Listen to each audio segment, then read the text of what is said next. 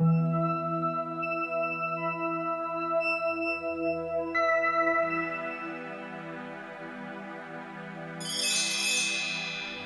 الرجيم. بسم الله الرحمن الرحيم، والصلاة والسلام على أشرف الخلق وعز المرسلين، حبيب قلوبنا وشفيع ذنوبنا أبي القاسم محمد.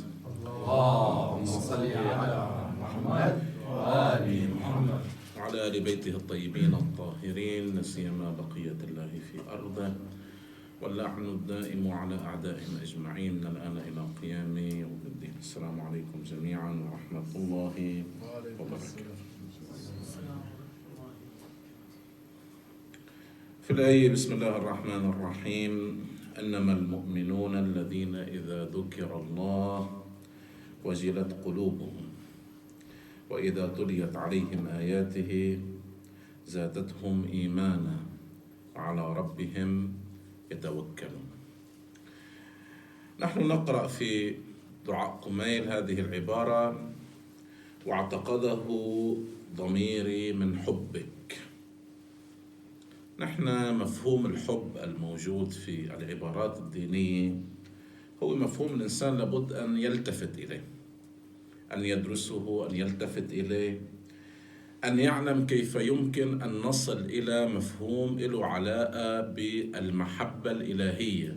هذه المشاعر الإنسان التي يرتبط بها، يرتبط كل قراراته في هذه الدنيا أو أغلب القرارات في هذه الدنيا هي قرارات ترتبط بمشاعر الإنسان.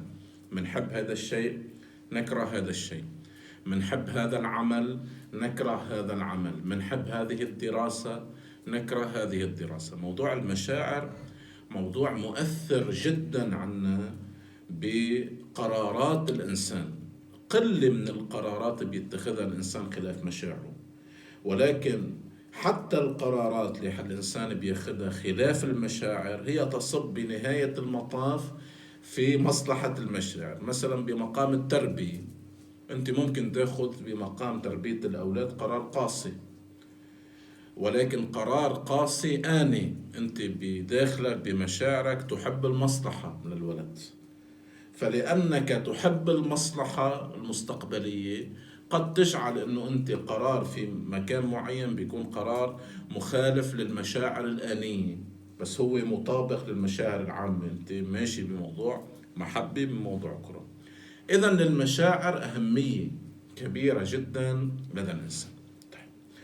هذا بواقع حياتنا. لما تيجي إلى الواقع الديني أيضا مشاعر الإنسان بالمفهوم الديني هي مطلوب الإنسان بواقع تعاطيه مع الله تعالى أن يتعاطى مع الله تعالى بواقع محبة. يعني أنت عبادتك اللي عم تقدمها لله تعالى، الواقع أيضا مش بس أنت بدك تتعبد من ناحية العقل، أنه العقل عم يؤمرك على أنه تؤدي هاي العبادة، أو أنك عم تتعبد من ناحية الخوف، أو أنك عم تتعبد من ناحية الطمع. أيضا مشاعر الإنسان في أثناء أداء الطاعة أو في أثناء ترك المعصية لابد أن تكون مشاعر مناسبة للمفهوم الديني. يعني تكون محب للموضوع الديني، تكون كاره لما يكرهه الله تعالى، محب لما يحبه الله تعالى. هيدا المبحث، مبحث المشاعر ومبحث المحبة، موجود بشكل مستفيض بالروايات وبالآيات. يعني منشوف بالآيات المباركة موجود، منشوف بالروايات موجود، منشوف بكيفية تعاطي أهل البيت عليهم السلام مع مبدأ ومفهوم العبادة. منلاقي عبارات المحبة وعبارات العشق وعبارات، هاي العبارات اللي بتنمي عن مشاعر. عبارات المشاعر موجودة في كل الأمور. النبي صلى الله عليه وآله بس يجي يحكي مثلا عن الصلاة: وقرة عين الصلاة. هذا المعنى العبارة عبارة مشاعر. أمير المؤمنين لما يجي يحكي عن العبادة: عانق العبادة. شو عانق العبادة؟ أيضا التعبير هو تعبير مشاعر. لما نقرأ في دعاء قميل بنلاقي كتير كلمات: صبرت على حر نارك فكيف أصبر عن النظر إلى كرامتك، أو اعتقده ضميري من حبك. هيدي عبارات المشاعر الموجودة. لابد نحن نجي نصوب شوي، نشوف ما الذي يمنع، إذا بدي أحط سؤال، ما الذي يمنع مشاعرنا أن تكون مشاعر إلهية تحب ما يحبه الله تعالى وتبغض وتكره ما يكرهه الله تعالى؟ يعني أنا مشاعري مش دايما هيك. نحن بنشوف حالنا بالدنيا، نحن مش بس لازم نفتش على الامتثال وعدم الامتثال. يعني إنسان ممكن بواقع الامتثال للأمر الإلهي ممتثل، بيصلي ولكن ما بيحب الصلاة، ولكن بيصلي. ممكن بواقع ترك المعاصي عم يترك، ما عم يعمل معصية، بس بقلبه ما بيكرهها، بيحب يعملها ولكن عم يتركها.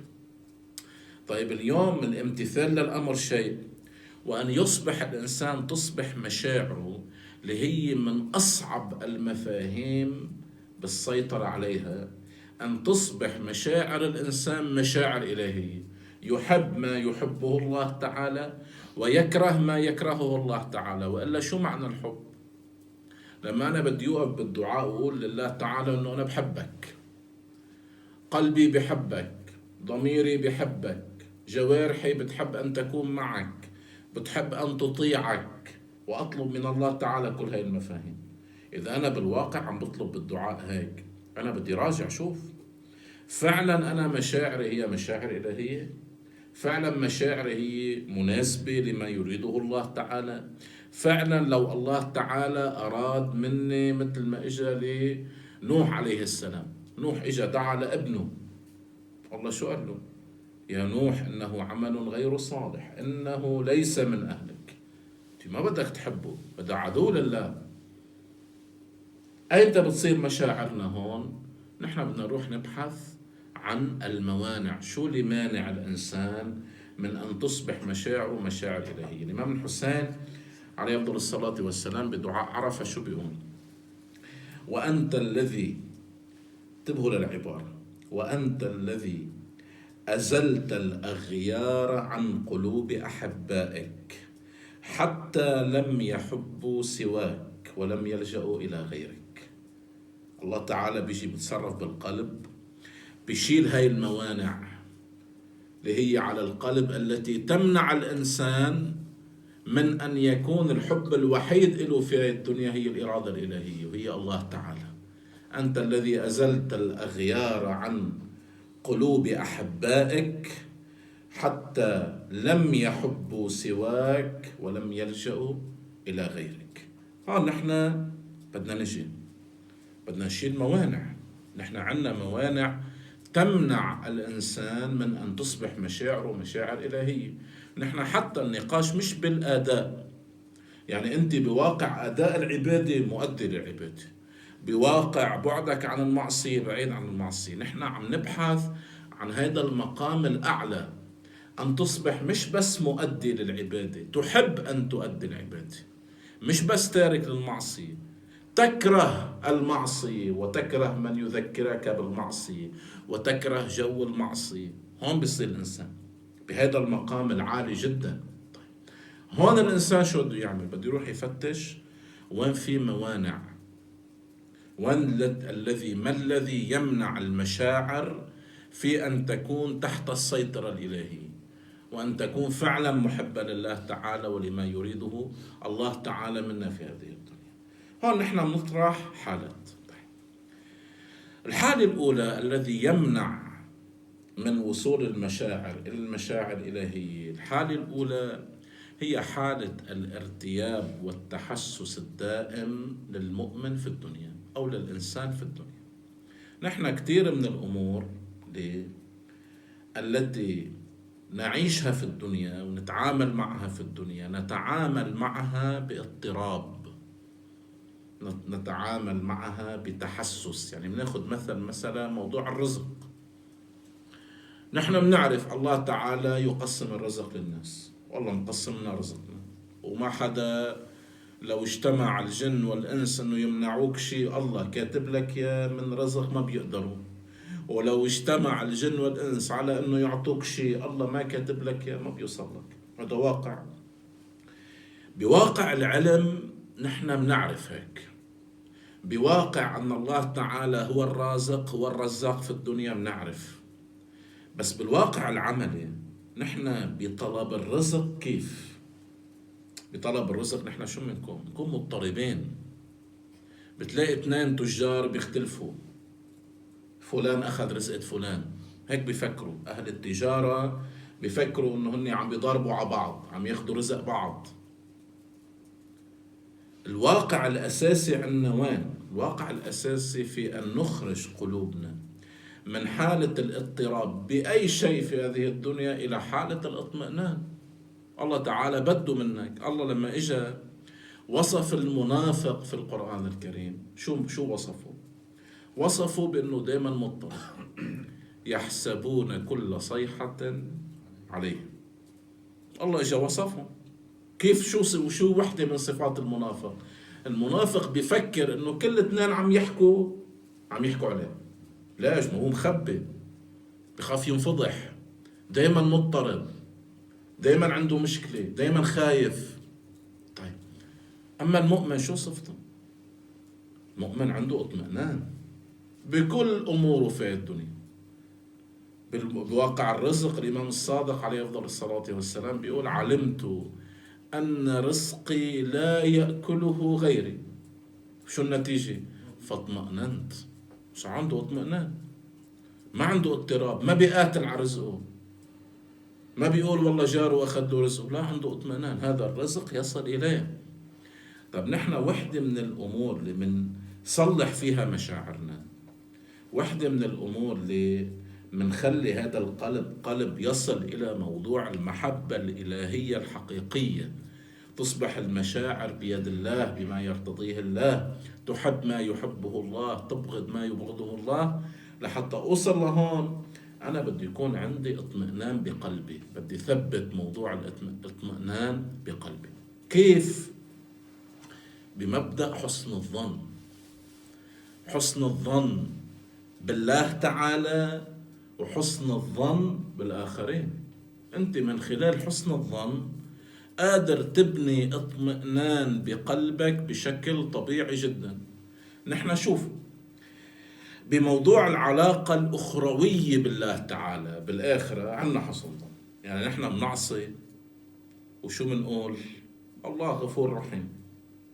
منقصر بعباداتنا وبنقول الله غفور رحيم. يعني عنا حسن ظن بالله تعالى. نحن متأملين انه يوم القيامة بكرة نوقف بين يدي الله تعالى ونقول له يا خيي سامحنا ويسامحنا. مش هيك؟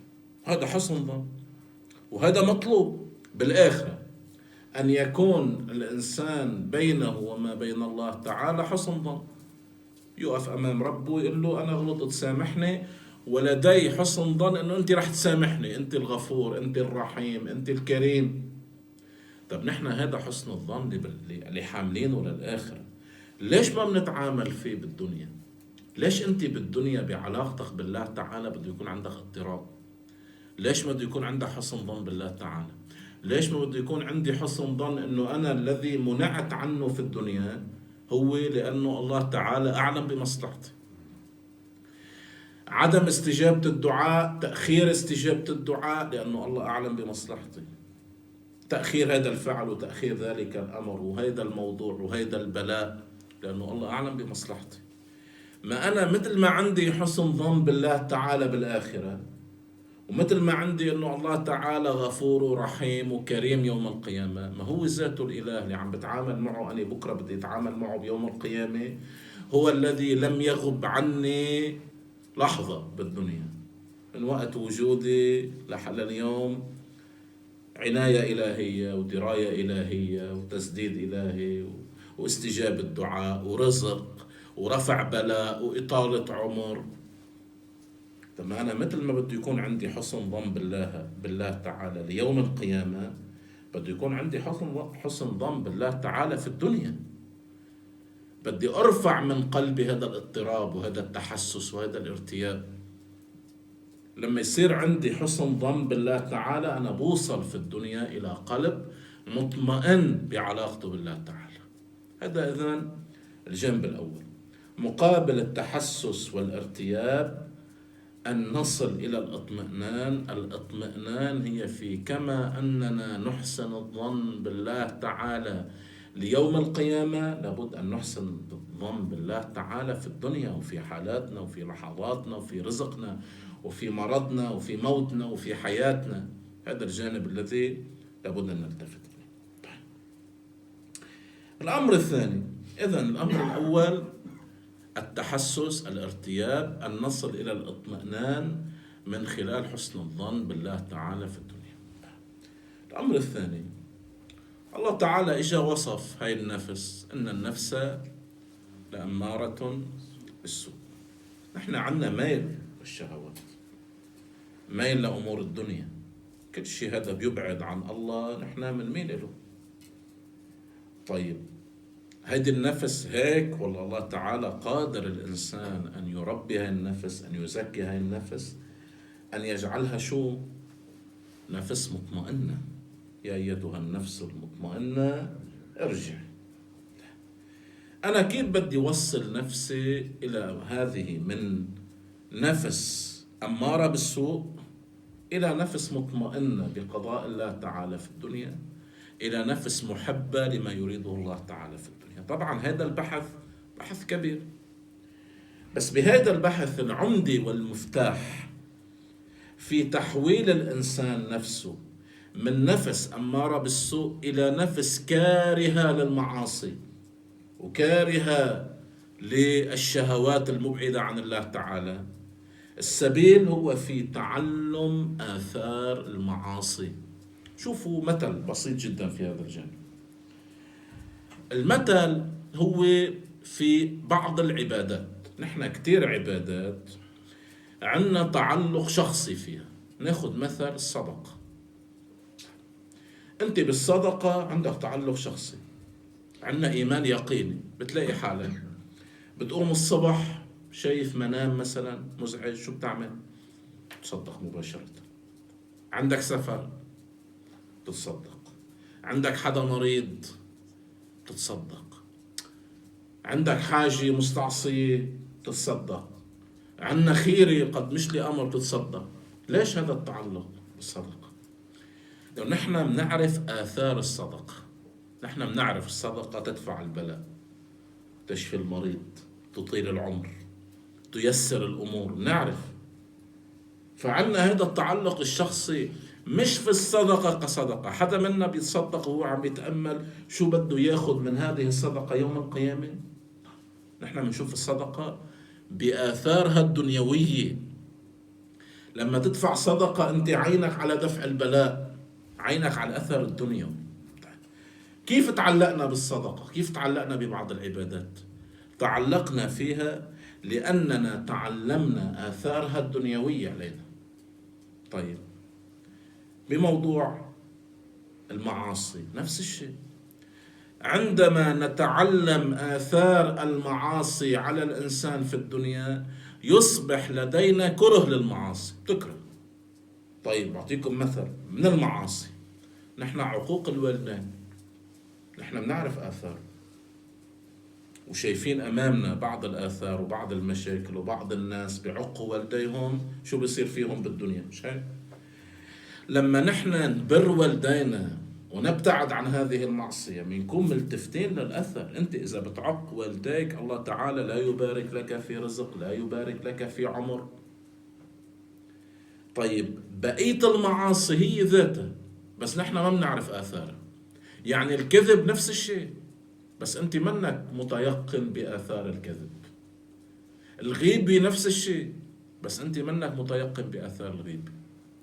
الحقد، الحسد، هول المواضيع إذا نحن بنروح بنتعلم الآثار للمعاصي بصير مثل ما متعلقين بالصدقة، مثل ما متعلقين ببر الوالدين، قادرين هاي المعاصي مش بس نبتعد عنها، نكرهها.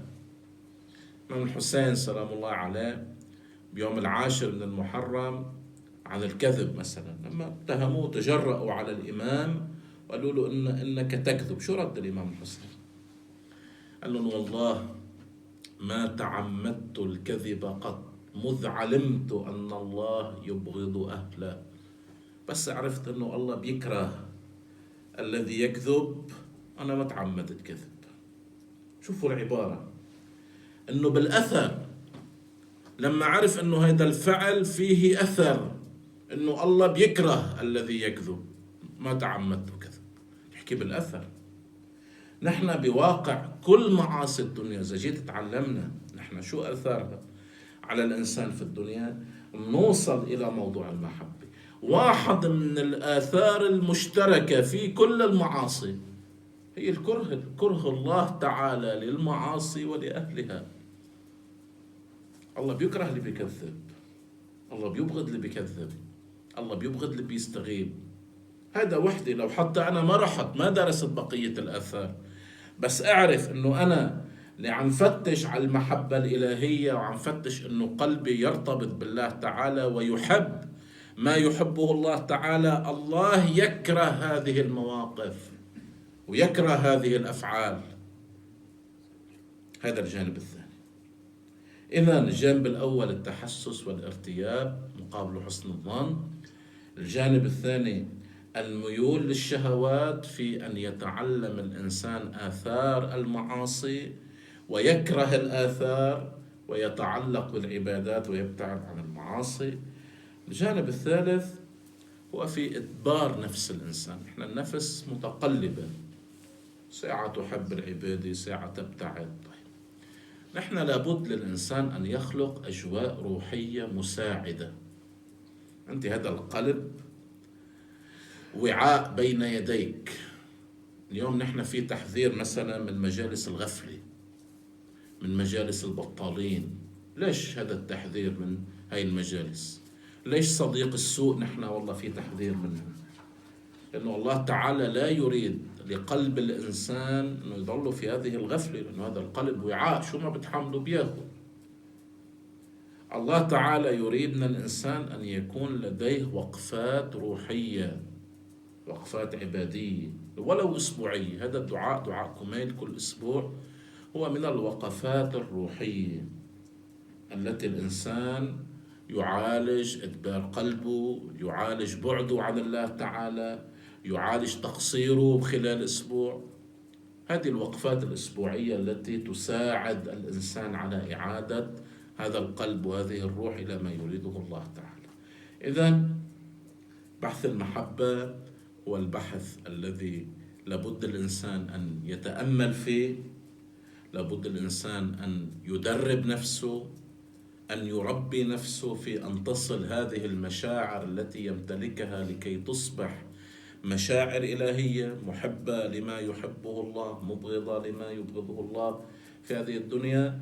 على رأس هذه الخطوات في أن يحسن الظن بالله تعالى في الدنيا، في أن يبتعد عن مجالس الغفلة، وأن يجعل هذا القلب الوعاء، أن يجعل له مجال الذكر لله تعالى، وفي أن يتعلم آثار المعاصي حتى يكرهها. هاي الأمور التي تصلح القلب وتجعل قلب الإنسان قابل ومشاعر الإنسان قابلة أن تكون مشاعر إلهية في هذه الدنيا. أسأل الله تعالى أن يجعلنا في هذه الدنيا نجعل قلوبنا متعلقة به وبما يريده، محبة لما يحبه الله تعالى، مبغضة لما يبغضه الله تعالى. استغفر الله لي ولكم، والحمد لله رب العالمين.